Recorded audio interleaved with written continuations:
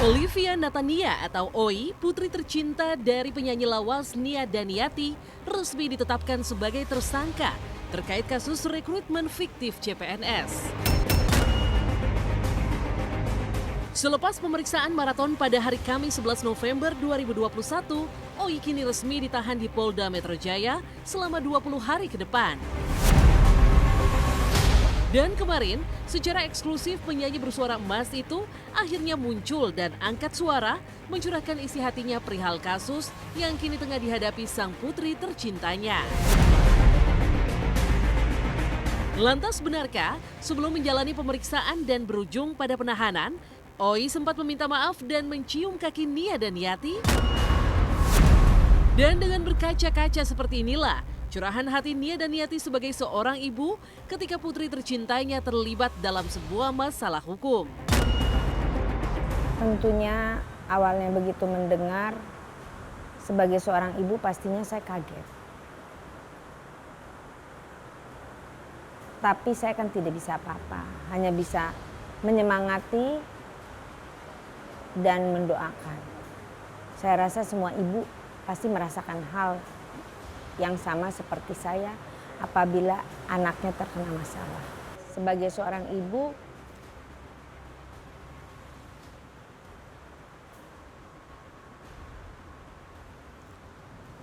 pasti merasa terpukul ya.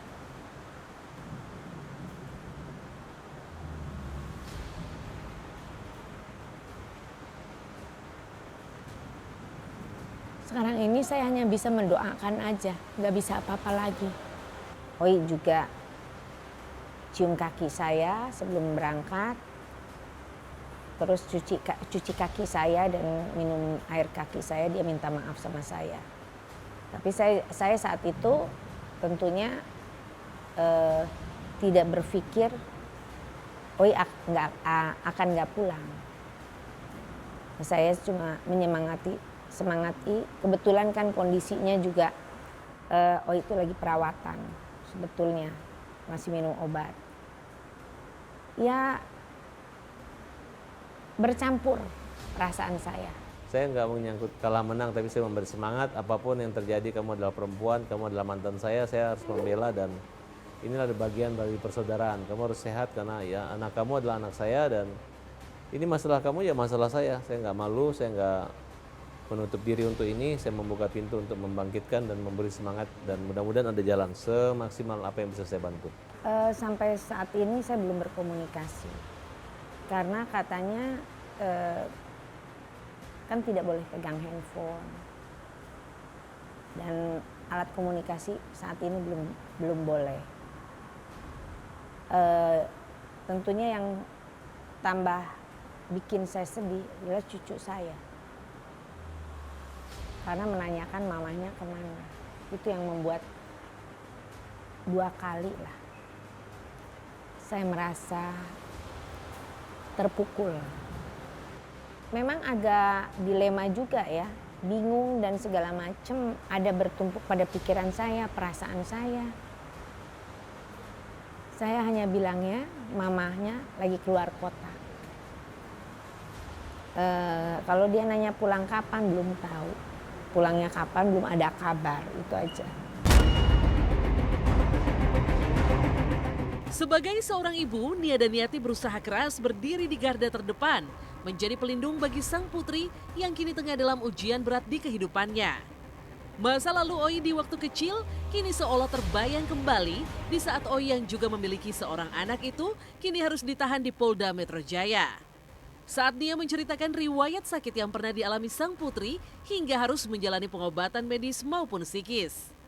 Selain itu, Ibunda Rafli atau mertua Oi kini juga tengah jatuh sakit hingga harus dirawat di ruang ICU. Nia Daniati tetap memberikan dukungannya bagi keluarga yang sangat dicintainya itu. Oi ini sebenarnya sosok anak yang periang. Apabila dimintain tolong sama temannya, pasti dia dengan segenap apa yang dia bisa, apa yang dia punya.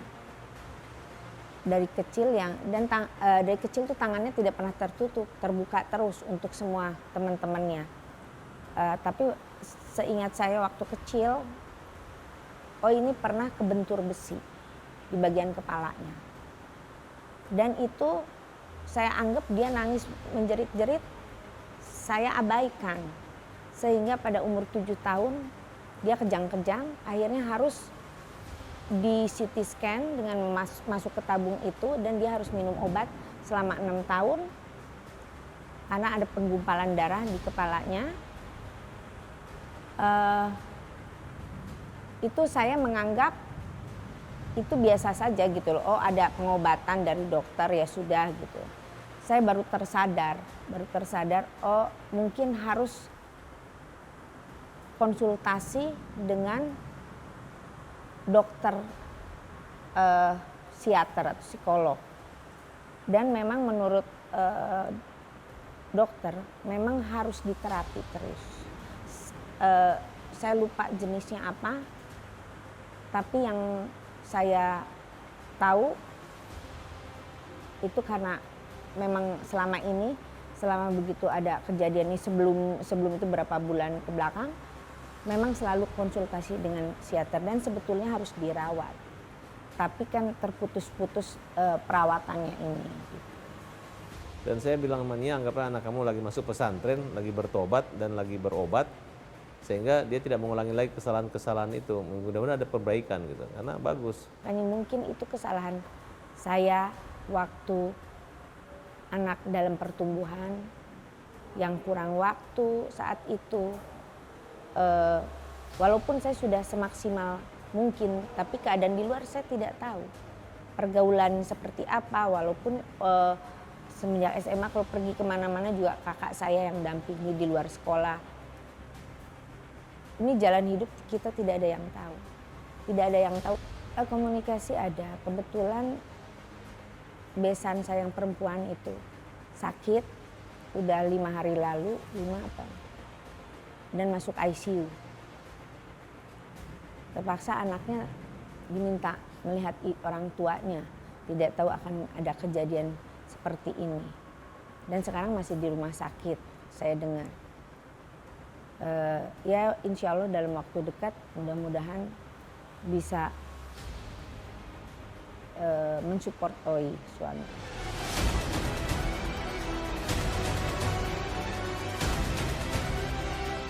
Menumpahkan segala isi hati, di tengah permasalahan hukum yang menimpa putrinya, Nia Daniati penuh sendu menyanyikan sebuah lagu Batak dengan lirik yang menggugah hati. Sebuah pesan syarat makna ia sampaikan lewat lagu Anakku Naburju yang ia bawakan bersama sang mantan suami. Ya, Farhad Abbas diketahui berada di sisi Nia Daniati saat kasus ini melonjak ke permukaan.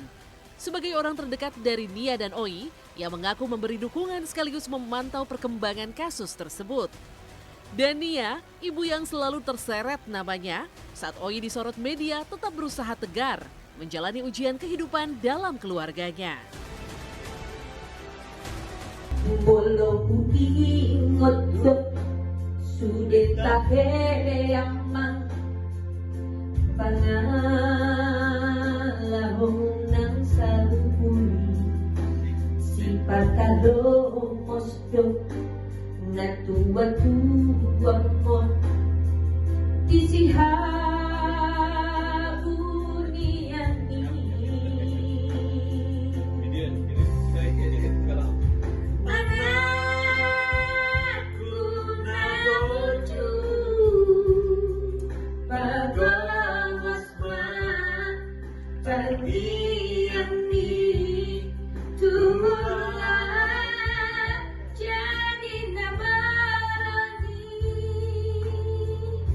Mungkin dalam waktu dekat kita akan buat laporan kepada inspektorat maupun kepala dinas pendidikan bahwa ada seorang guru melakukan upaya pengumpulan uang dana untuk penyuapan, dan saya merasa orang-orang yang menyuap itu harusnya dipidana semua.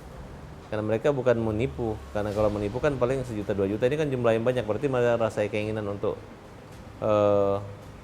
menjadi pegawai negeri dengan cara yang gampang, padahal menjadi pegawai negeri itu tidak gampang. Disinilah kita lihat kecurangan itu ada. Ya boleh saya katakan ini kayak maling teriak maling lah gitu. Bukan saya menakut-nakuti, tapi mereka tuh harus takut. Dan saya rasa tuntaskan persoalan begini supaya nanti orang nggak ada lagi atau yang ditipu, nggak ada lagi orang yang mau membayar-bayar menjadi pegawai negeri. Kalau tidak, yang nggak dikenain semua ya susah. Apapun itu beritanya, apapun cerita dari berita itu benar atau tidak benar, walaupun sayang selalu dijadikan headline pemberitaan, saya hanya berpikir seperti ini. Ya kalau memang dengan nama saya dibikin jadi judul, kalau ya mau bilang apa gitu.